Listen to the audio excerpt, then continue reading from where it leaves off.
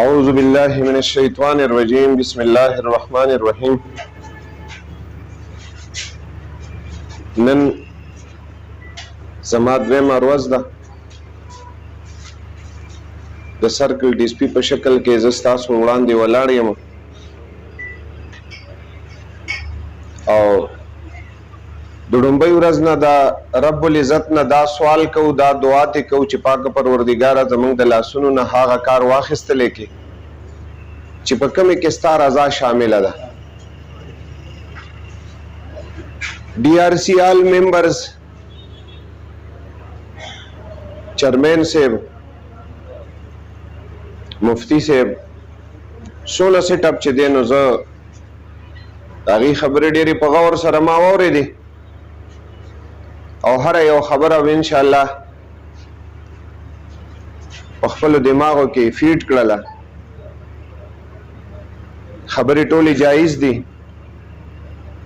داسې یوه خبره نشته دی چې هغه د چوکاټ نه باري.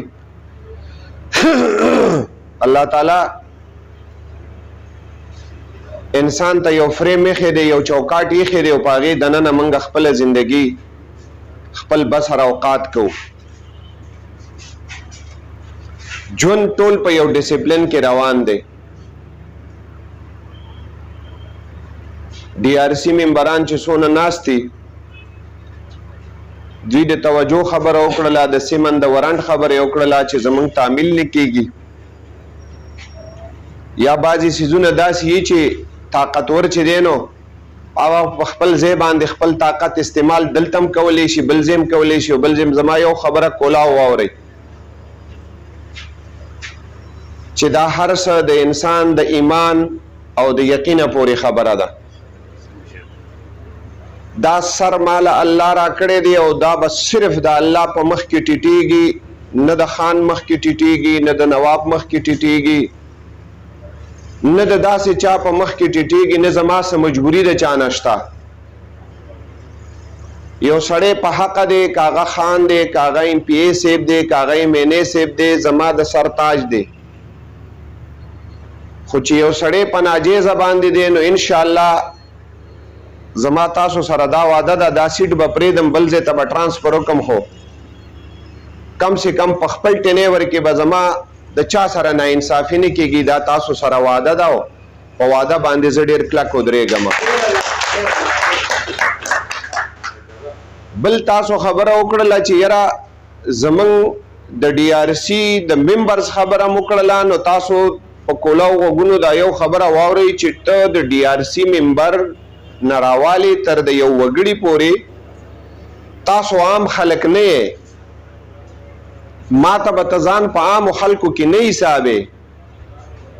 ستا او د عام سړي د ځمکې د اسمان فرق دی. ته چناو شوی خلک یې، بیا په دې ځای کېنولی شوی، بیا یو ریسپانسیبل تا ته حواله شوی یو ذمواري ده، ته د دې ریسپانسیبل یو غټه بوج ستا په اوږو باندې ایښودی شوی دی او هغه بوج دی انسان ته انصاف ورکول او هغه انصاف یو سړي ته درشل ته رسول. د هغې مقصد زما دا دی چې د وکیل د تحصیل د منډو تړلو نه تاسو دا خلک خلاص کړی دی. نو په کار دا دی چې موږ په خلکو کې دا اویرنس پیدا کړو چې دلته د هغې په ذهن کې اوس هم دا خبره شته، د ډېرو خلکو داسې ناپوهه خلک شته دی چې زموږ وروڼه خویندې په دې نه پوهېږي چې ګینې یاره دا هغې وایي چې دا هم سرکاري خلک ناست دی او بس چې پولیس یا بل ورته څوک څه وایي نو بس هم د هغې په حق کې فیصلې کېږي. خو تاسو لوکل خلک یې، تاسو زموږ لاس او سترګې یې. زما خبره د یو سړي په دماغو کې ځکه نه کیني چې زما خبره هغه ته حکم ښکاري، ځکه یو خبره ډېره په تمیز او په ادب او په دایره کې کوم، خو چونکې ما یونیفارم اچولی دی نو د هغې نه زه الګ تلګ هغې ته ښکارم. زما هره خبره که زما یو د سوال په طریقه هم زه خبره کوم خو هغه ته دا حکم ښکاري. حالانکې زه تاسو ته دا یقین دهاني در کوم چې زه حاکم نیم، زه خادم یم او زه به تا ته ثابتوم چې خلک خدمت څنګه کوي. خو شرط به پکې صرف دا یوي چې زه راغلی کار لیما او کار اخیستل ستا کار دی زمانه چې ته ما نه خوب ته پرېږدې نه ما آرام ته پرېږدي، ما ته وایي چې دې ځای کې غل دی، دې ځای کې ډاکو دی، دې ځای کې آیس خرڅېږي، دې ځای کې چرس خرڅېږي، او د دغې وینا زه به ستا د ورځ د آخرتې پورې ذمهوار یم که د هغې نه زما یو چوم خبر شي چې دا انفارمیشن چا کړی نو بیا به دې زه په ورځ د آخرت ذمهوار یم. ستا خبرې به ما سره قبر ته ځي. ځان له ټیم به زه هر ممبر له ورکوم او دې ډي آر سي له یو ورځ داسې تاسو وټاکئ چې په کومې کې سینسیټیو کیسونه او تاسو په دې باندې پوهیږئ چې بهی دا کیس نه حل کیږي یا د مړو مسلې یا داسې غټه بله ایشو وي، نو په هغه ورځ به در سره زه کینم. یو ورځ تاسو په خپله باندې خوښه کوئ، زه به باقاعده تاسو سره په ډي آر سي کې، نو په هغه ورځ به تاسو چې کوم سینسیټیو کیسونه دي ټول هغې ورځ ته بېشکه رالګوئ او هغې کې به ما سره چیرمین صاحب لازمي کیني. ټیک شو؟ زمونږ اخلاص ضروری دی چې کله پکې ستا د ذات ستا د لالچ انوالمنټ نه وي، نو زه داسې کار نه منم چې هغه یو سړی ووایي ما ته چې جي دا کار نه کېږي، دا پاسبل نه ده، دا بالکل زما دا زه د سره نه منم. او په دې وجې نه منم چې کوم کار کې اخلاصي او څنګه چې چیرمین صاحب وویل چې موږ په دې کورسونه کې نو موږ خلکو ته په ځمکه هم کښېنو، منت یې هم کوو، سوال یې هم کوو. نو چیرمین صاحب تا ته څه پته ده چې د دې کومه مزه ده؟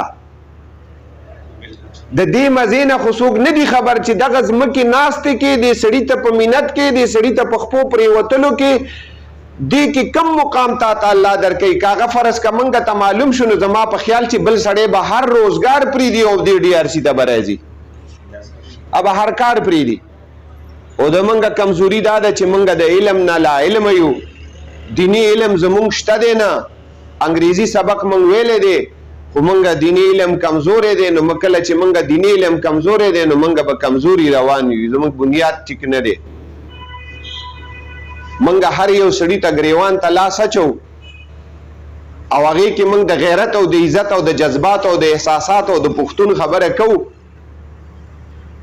خو چېرې موږ دا غیرت ونه کړه چې وایي ټوپک خو در پسې رالم ولې چې تا پرون زما زوی په خښته باندې ایشتې او ډز در باندې کوم ځکه چې خلک به څه وایي چې زه بدل وانه لمه. خو چېرې مې هم دا ونه ویلې چې بهی د دې کاکا زوی حافظ قرآن شو، که زه په دې خپل باندې حفظ ونه کړم نو دا خلک به څه وایي. دا غیرت موږ نه کوو.